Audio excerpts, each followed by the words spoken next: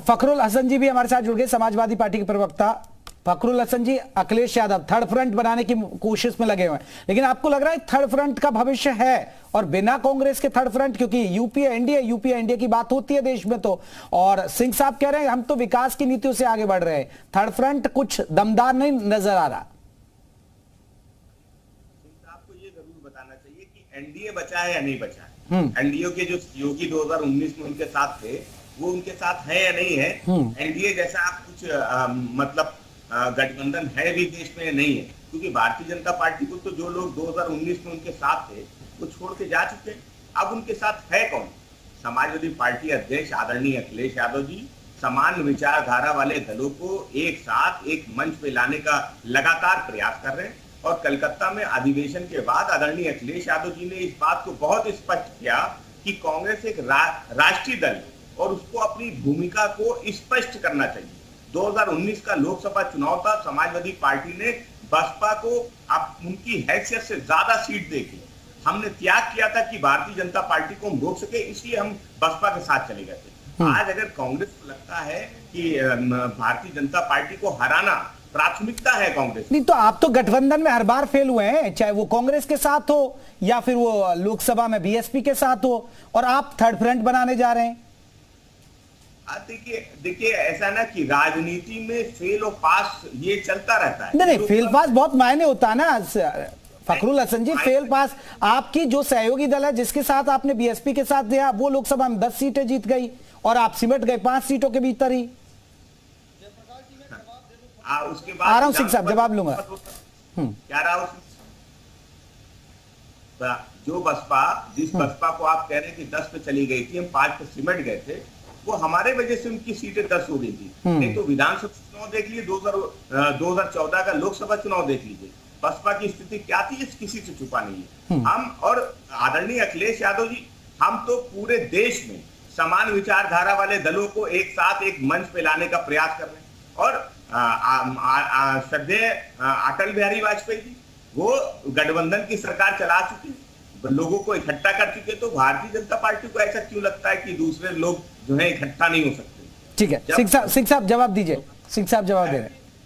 मैं कह रहा हूं, या तो फखरुल जी को कोई जानकारी नहीं है या फखरुल जी डेटा लेके नहीं बैठे। भारतीय जनता पार्टी 543 में से 303 सीटें पाती है, और मैं कह रहा हूं अगर 543 में से 303 निकाल दीजिए तो 243 हुआ, और संविधान के हिसाब से 272 सीट चाहिए लोकसभा में सरकार बनाने के लिए। समान विचारधारा की बात इन्होंने कहा, उस पे आ जाइए, समान विचारधारा है कहां?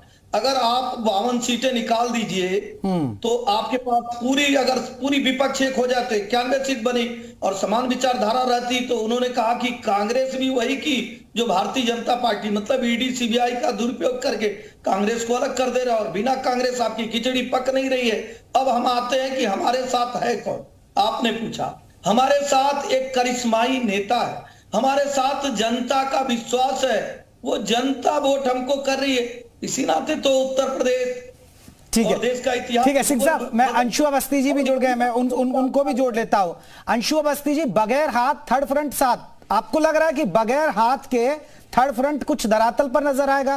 क्योंकि अखिलेश यादव, ममता बनर्जी है तो दम भर रहे हैं।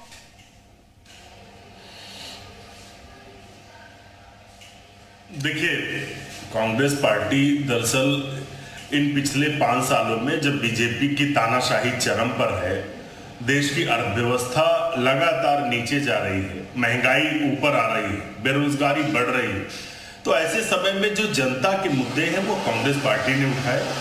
श्री राहुल गांधी जी ने भारत जोड़ो यात्रा की और देश में इस बात का भरोसा दिलाया कि अगर कोई इस तानाशाह सरकार से लड़ सकता है तो कांग्रेस पार्टी, राहुल गांधी जी लड़ सकते हैं।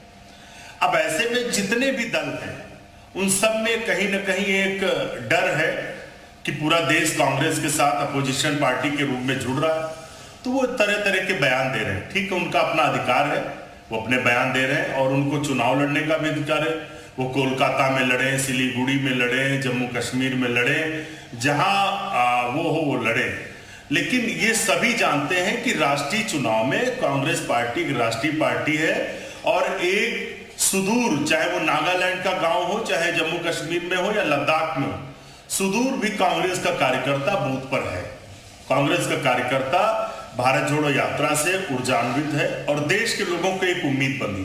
तो ऐसे में बयान दिए जा रहे हैं। अब आप मुझे बताइए कि कांग्रेस पार्टी लगातार अडानी के मुद्दे पर प्रदर्शन कर रही है, क्योंकि अडानी को ऐसे समय में जब देश नीचे जा रहा था, देश के लोगों की आय घट रही थी। नहीं तो यही अंशु जी यही तो सवाल पूछे हैं आप। ठीक है, आप मुद्दे उठा रहे हैं और राष्ट्र के मुद्दे उठा रहे हैं, और देखिए लोकसभा चुनाव में राष्ट्रीय मुद्दे उठते हैं, लेकिन आप बताइए जो अखिलेश यादव मेहनत कर रहे हैं तीसरे मोर्चे की, आपको लग रहा है कि जो मेहनत है वो सफल हो पाएगी? मैं वही जवाब दे रहा था। देखिए, अडानी जिनको 609 नंबर से दूसरे नंबर पे पहुंचा दिया बीजेपी सरकार ने, मोदी जी और बीजेपी के नेता अडानी के नाम पर आप बोलने को नहीं तैयार हैं। उस मुद्दे पर जो कांग्रेस पार्टी जेपीसी की मांग करे, पूरा अपोजिशन है, उसमें समाजवादी पार्टी भी है।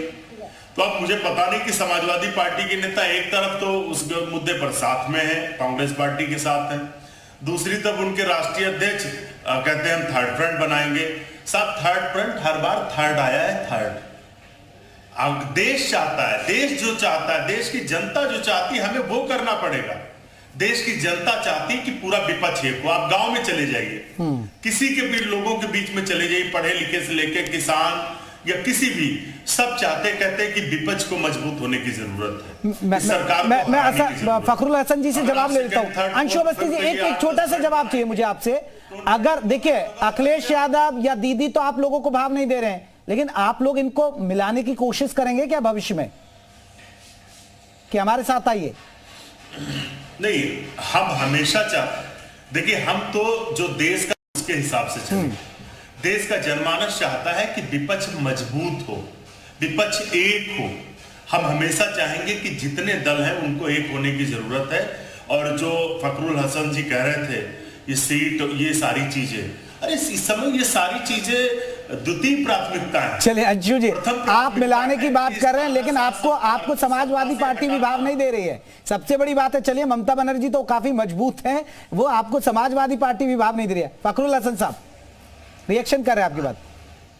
देखिए, एहसन साहब भी बोल रहे थे और अंशु साहब को भी मैंने सुना। एहसन साहब ने ये नहीं जवाब दिया कि उनके साथ जो लोग 2019 का लोकसभा चुनाव लड़े थे वो कहाँ हैं। वो अपने नेता के करिश्माई भाषण पे चले गए।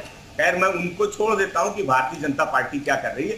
तीसरे मोर्चे की बात हो रही है। देखिए, समान विचारधारा वाले दलों की जब बात होती है, हम जब राहुल गांधी जी पे कोई हमला होता है या कांग्रेस पार्टी पे होता है, ईडी, सीबीआई और दूसरी जांच एजेंसियां अगर उनके खिलाफ खड़ी होती है, तो पूरा विपक्ष कांग्रेस के साथ होता है और हम आवाज उठाते हैं कि नहीं, जो राहुल गांधी जी के साथ हो रहा है वो गलत हो रहा है। लेकिन दूसरी तरफ कांग्रेस क्या करती है? आम आदमी पार्टी के डिप्टी सीएम जब वो जेल जाते, जब उनको पुलिस पकड़ती है, सीबीआई ईडी की रेड होती है, तो यही कांग्रेस पार्टी वो आम आदमी पार्टी के खिलाफ खड़ी होती है, वो भारतीय जनता पार्टी की भाषा बोल रही होती है। ऐसे कैसे विपक्ष एक हो जाएगा? आप जब भारत जोड़ो यात्रा करते हैं, आप उत्तर प्रदेश आते हैं, दिल्ली आते हैं, तब आपको विपक्षी पार्टी याद नहीं आती। जब आप उस सीमा में घुस जाते हैं तब आपको विपक्षी पार्टी याद आती है। आप सोचते पत्र भेज देने से विपक्षी दल आपके पीछे खड़े होने के लिए ललायत है। हम कांग्रेस के पीछे खड़े होना चाहते हैं। तो देखिए, आपको अपनी ताकत का अंदाजा ना उत्तर प्रदेश में है, ना दिल्ली में है, ना बंगाल में है, ना बिहार में है, ना तेलंगाना में है, ना आंध्र प्रदेश में है, ना जम्मू कश्मीर में है। और आपको लगता है कि बिना क्षेत्रीय दलों को साधे हुए, बिना क्षेत्रीय दलों को साथ लिए हुए आप सरकार बना लेंगे। तो तीसरे मोर्चे की बात आप कर रहे हैं कि तीसरा मोर्चा तीसरे नंबर पे आता है, तो हमने तो 90 का वो दौर भी देखा है जब कांग्रेस तीसरे नंबर पे पीछे से रह के समर्थन किया है और थर्ड फ्रंट ने सरकार चलाई है। और आने वाला समय भी ये एक बड़ा सवाल है। फिर मैं सिंह साहब पे जाऊंगा, लेकिन